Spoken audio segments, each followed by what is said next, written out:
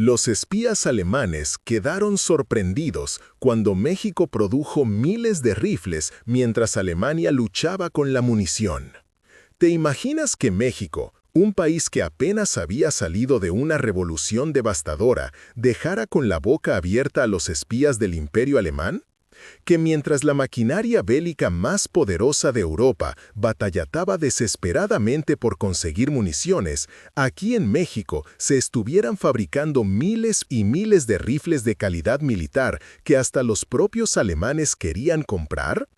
Esto no es una película de Hollywood, hermanos. Es la historia real de cómo México, en plena Primera Guerra Mundial, se convirtió en una potencia armamentista que hizo que los espías alemanes se frotaran los ojos de la incredulidad.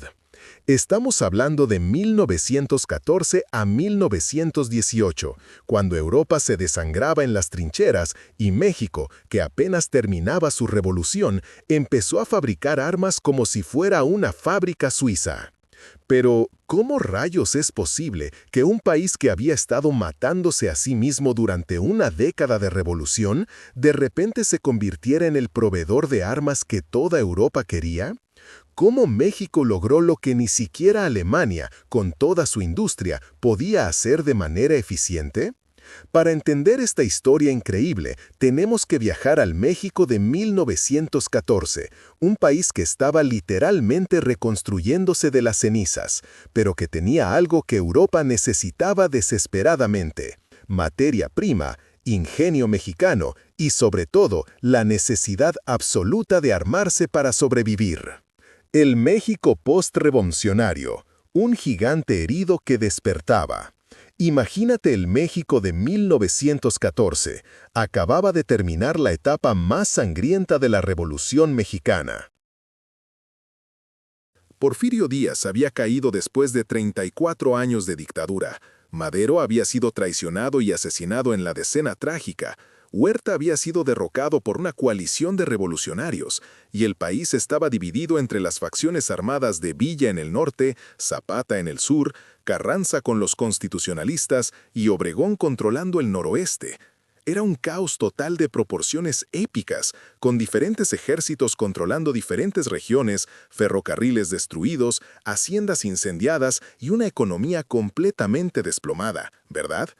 Pues resulta que ese caos sangriento había forjado algo completamente inesperado, una nación que sabía pelear como pocas en el mundo y que necesitaba armas modernas desesperadamente para sobrevivir. Venustiano Carranza, que se había consolidado como el líder del gobierno constitucionalista después de derrotar a la Convención de Aguascalientes, se enfrentaba a un problema gigantesco y aparentemente imposible de resolver. Sus tropas, dispersas por todo el país, necesitaban armas modernas urgentemente. Los rifles Mauser del Porfiriato estaban desgastados después de años de guerra, las municiones escaseaban dramáticamente y la artillería era prácticamente inexistente. Pero aquí viene el problema. Estados Unidos, bajo la presidencia de Woodrow Wilson, había impuesto un embargo total de armas a México después del incidente de Tampico y la ocupación de Veracruz. Europa, por su parte, estaba completamente ocupada matándose entre sí en las trincheras del frente occidental, en una guerra que ya había consumido millones de vidas y recursos inimaginables. Francia había perdido Alsacia-Lorena, Rusia se desangraba contra los austrohúngaros y el Imperio Británico tenía bloqueados todos los puertos alemanes. Entonces, ¿de dónde rayos iba a sacar Carranza las armas modernas que necesitaba para consolidar su poder y pacificar definitivamente el país? La respuesta llegó de la mente más brillante que México había producido en décadas: el general Manuel Mondragón. Sí, el mismo Mondragón que había inventado el primer fusil semiautomático del mundo allá por 1908, cuando todavía estaba con Porfirio Díaz.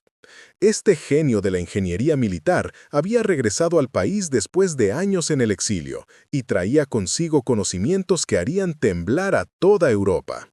Pero aquí viene lo más increíble de todo.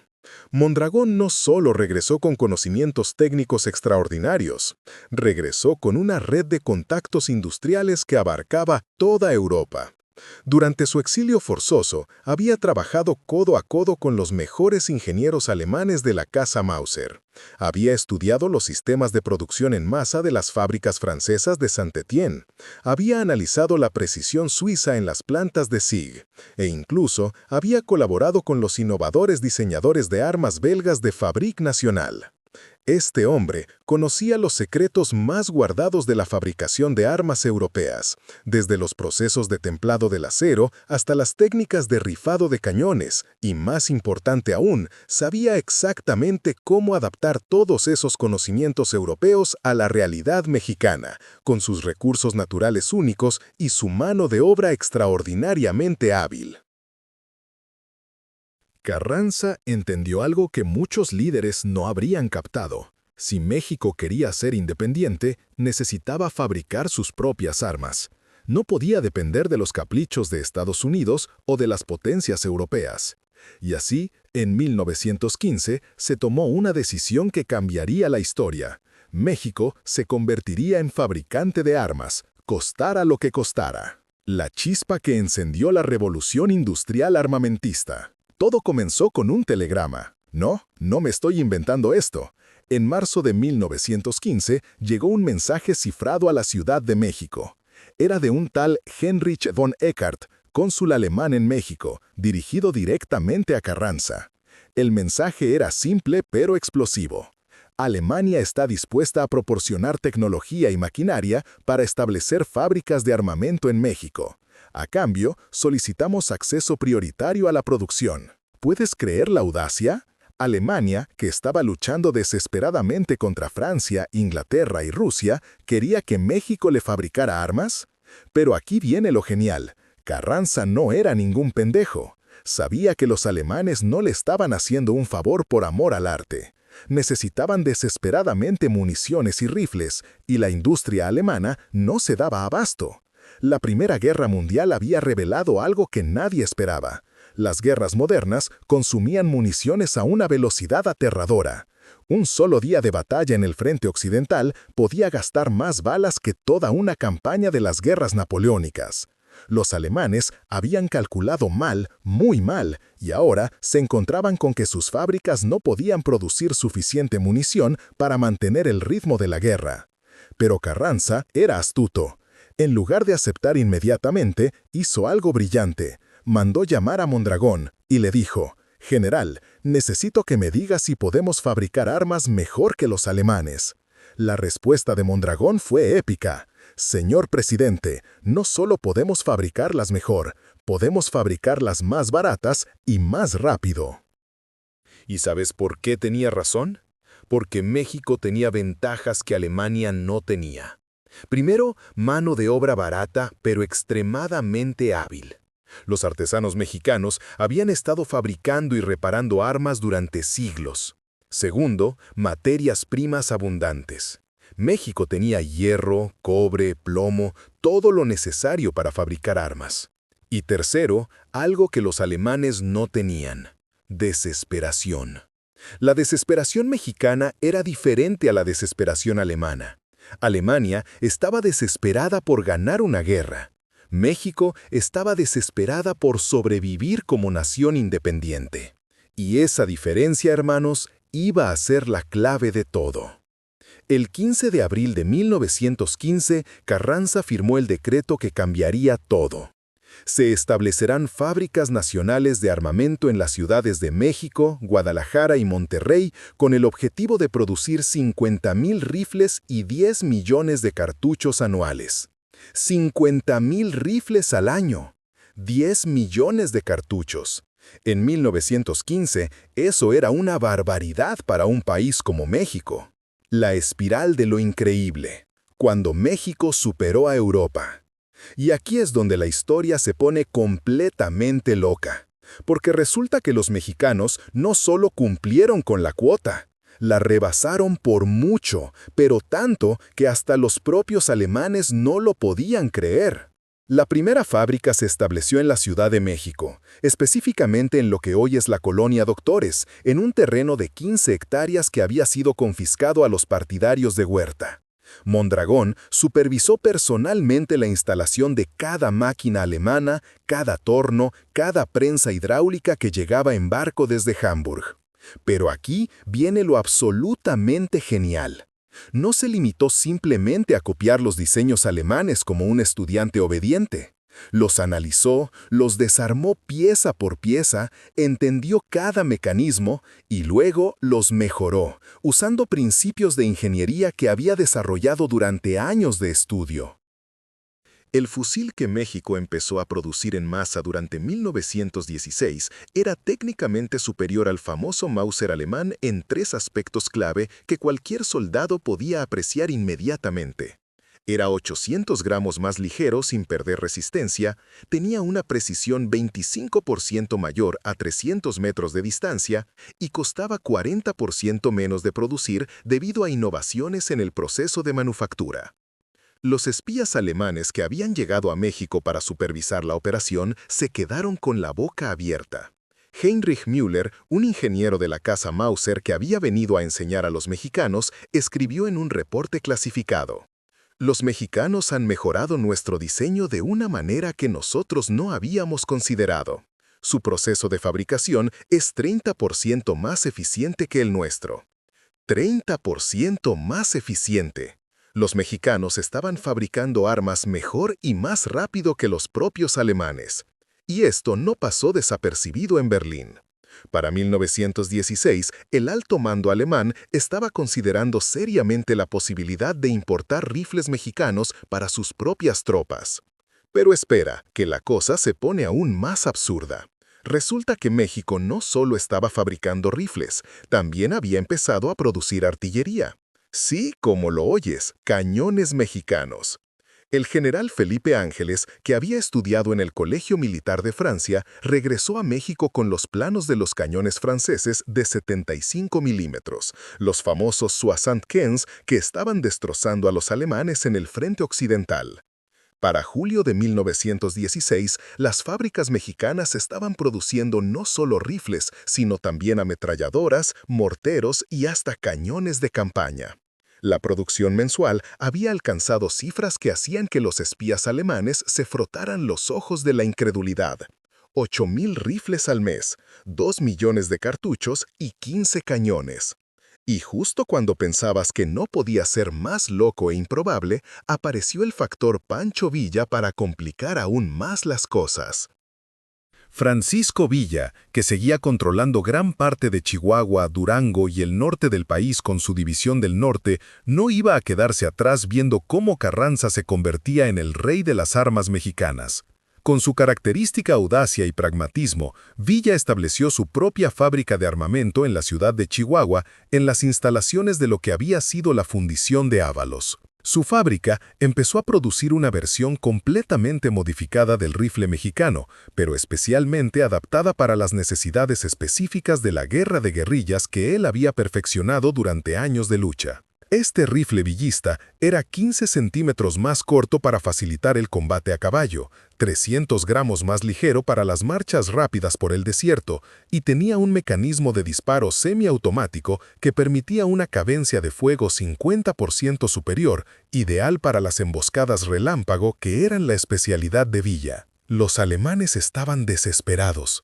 Para finales de 1916, habían mandado no menos de 15 espías diferentes a México, todos con la misma misión: entender cómo rayos los mexicanos estaban produciendo armas de tal calidad y en tales cantidades. Wilhelm Krebs, un espía industrial alemán, escribió en su diario: «Es imposible. Un país que hace 5 años se estaba matando a sí mismo no puede estar produciendo armas que superan a las nuestras». Pero los números no mienten. Los números efectivamente no mentían. Para finales de 1916, México había producido más de 85,000 rifles, 25 millones de cartuchos y 180 cañones. Alemania, con toda su industria, apenas había logrado aumentar su producción en un 15% respecto al año anterior. México había multiplicado su producción por infinito, porque había empezado desde cero. El clímax increíble, cuando Alemania quiso comprar armas mexicanas. Y aquí llegamos al momento más surrealista de toda esta historia. En enero de 1917, llegó a México el emisario más inesperado que te puedas imaginar, el coronel Otto von Feldmann, representante oficial del Estado Mayor alemán, con una propuesta que hasta el día de hoy parece de ciencia ficción. Von Feldmann no venía a vender armas a México, como habían hecho tradicionalmente las potencias europeas con los países latinoamericanos. Venía a comprarlas en una inversión de roles completamente histórica. La propuesta que traía era tan simple como revolucionaria. Alemania quería adquirir inmediatamente 100.000 rifles mexicanos, 50 millones de cartuchos de la superior munición mexicana y 200 cañones de campaña fabricados en las fundiciones de Monterrey para equipar a sus propias tropas del frente occidental que estaban siendo masacradas en Verdún y el Somme. A cambio, el Kaiser Guillermo II ofrecía pagar todo en oro puro depositado en bancos suizos, reconocimiento diplomático total e inmediato del gobierno de Carranza por parte del Imperio Alemán, apoyo militar directo para que México recuperara por la fuerza los territorios perdidos ante Estados Unidos en la injusta guerra de 1847-1848, Texas, California, Nuevo México, Arizona, Nevada, Utah y partes de Colorado, y acceso preferencial a toda la tecnología industrial alemana para modernizar completamente la infraestructura mexicana después de la guerra. ¿Puedes imaginarte la situación? El ejército alemán, el mismo que había conquistado Bélgica, que tenía sitiada Francia y que luchaba contra media Europa, ¿quería comprar armas fabricadas en México? Era como si David le ofreciera una resortera a Goliat. Carranza convocó una reunión de emergencia con su gabinete. La discusión duró 3 días completos. Por un lado, la oferta alemana era tentadora. El oro alemán podría financiar la reconstrucción del país, y el apoyo diplomático podría darle a México el respeto internacional que buscaba. Por otro lado, venderle armas a Alemania significaba enemistarse definitivamente con Estados Unidos y las potencias aliadas. Pero aquí viene lo más increíble. Mientras Carranza deliberaba, las fábricas mexicanas siguieron produciendo. Y los números que llegaban cada semana eran cada vez más impresionantes. En febrero de 1917, la producción mensual había alcanzado 12.000 rifles y 3.5 millones de cartuchos. Era una locura total. El momento culminante llegó el 15 de marzo de 1917, cuando von Feldmann visitó personalmente la fábrica de la Ciudad de México. Lo que vio allí lo dejó completamente estupefacto. En su reporte posterior al alto mando alemán escribió: «He visitado fábricas de armamento en Krupp, en Mauser, en toda Alemania, pero nunca había visto una operación tan eficiente como la que tienen los mexicanos. Sus trabajadores producen con una precisión y velocidad que nuestros ingenieros considerarían imposible. La fábrica mexicana funcionaba las 24 horas del día, en 3 turnos de 8 horas. Los trabajadores mexicanos habían desarrollado técnicas de producción en línea que eran más avanzadas que las alemanas. Habían implementado un sistema de control de calidad que garantizaba que cada rifle que salía de la fábrica fuera superior al estándar europeo». Von Feldmann quedó tan impresionado que hizo algo completamente inédito. Le pidió a Mondragón que considerara ir a Alemania para modernizar las fábricas alemanas. La respuesta de Mondragón fue épica: «Coronel, yo no voy a Alemania. Si quieren aprender, manden a sus ingenieros a México». Y eso fue exactamente lo que pasó. Para abril de 1917 había más de 30 ingenieros alemanes en México, no para enseñar, sino para aprender. Era una situación completamente surrealista. Los maestros se habían convertido en alumnos. La caída del imperio de las armas y las consecuencias inesperadas. Pero como todas las historias increíbles, esta también tenía que llegar a su fin. Y el fin llegó de la manera más inesperada posible, por culpa del telegrama Zimmermann. En abril de 1917, Estados Unidos interceptó el famoso telegrama en el que Alemania le proponía a México una alianza militar contra Estados Unidos. El escándalo fue mayúsculo y Estados Unidos inmediatamente amenazó con invadir México si no cortaba todos los lazos con Alemania. Carranza se encontró en una posición imposible. Por un lado, tenía la industria armamentista más avanzada de América Latina. Por el otro, tenía a Estados Unidos amenazando con invadirlo. La decisión que tomó fue salomónica y al mismo tiempo genial. México declararía neutralidad absoluta en la guerra, pero seguiría fabricando armas, para venderlas a quien las pagara mejor. El resultado fue que México se convirtió en el proveedor de armas neutral más importante del continente americano. Vendía rifles a los aliados, a los alemanes a través de terceros países, a los revolucionarios sudamericanos, a los gobiernos centroamericanos, a quien fuera. Para cuando terminó la Primera Guerra Mundial el 11 de noviembre de 1918, con la firma del armisticio de Compiègne, que dejó a Alemania completamente derrotada y humillada, México había logrado cifras de producción que hasta el día de hoy parecen de ciencia ficción para un país que apenas salía de una revolución devastadora. Más de 400.000 rifles de superior calidad exportados a todo el mundo. 150 millones de cartuchos que habían sido usados en frentes de batalla desde Europa hasta Asia. 800 cañones de campaña que habían demostrado ser superiores a los alemanes en precisión y durabilidad, y contratos de venta de armamento firmados con nada menos que 23 países diferentes, incluyendo potencias como Francia, Italia, Japón, Brasil, Argentina y hasta algunos países africanos que luchaban por su independencia. Las tres fábricas principales, Ciudad de México, Guadalajara y Monterrey, empleaban directamente a más de 15.000 trabajadores especializados. Habían creado una red de proveedores que abarcaba todo el país y habían generado una riqueza equivalente a 3 años completos del presupuesto nacional mexicano de la época. Dinero que se invirtió inmediatamente en reconstruir ferrocarriles, hospitales, escuelas y la infraestructura que la revolución había destruido. Los espías alemanes que habían llegado a México escépticos se regresaron a su país completamente transformados. Muchos de ellos escribieron reportes recomendando que Alemania adopta los métodos de producción mexicanos. Heinrich Müller, el ingeniero de Mauser que había llegado a enseñar, se quedó en México después de la guerra y fundó su propia fábrica de herramientas industriales. Pero quizás la consecuencia más increíble fue que México había demostrado algo que nadie creía posible. Un país latinoamericano podía competir tecnológicamente con las grandes potencias industriales. Y no solo competir, sino superarlas. El legado increíble de la revolución armamentista mexicana. Y así fue como México, un país que había salido de una revolución devastadora, dejó con la boca abierta a los espías del Imperio Alemán y se convirtió en una potencia armamentista que nadie vio venir. Una historia tan increíble que parece inventada, pero que nos recuerda que cuando los mexicanos nos ponemos serios con algo, somos capaces de superar hasta a los alemanes en su propio juego.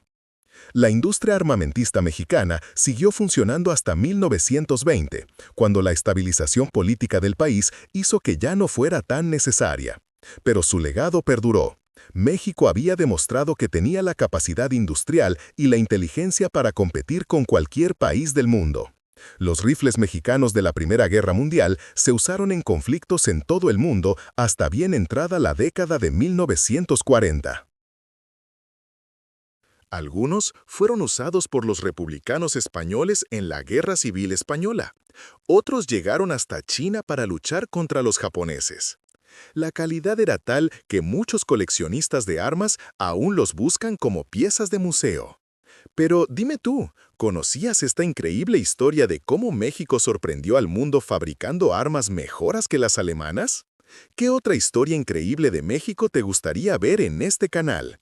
Déjala en los comentarios, y si te gustan las historias que te hacen preguntar ¿de verdad esto pasó? No olvides darle like y suscribirte, porque México está lleno de historias que parecen de ciencia ficción, pero son completamente reales.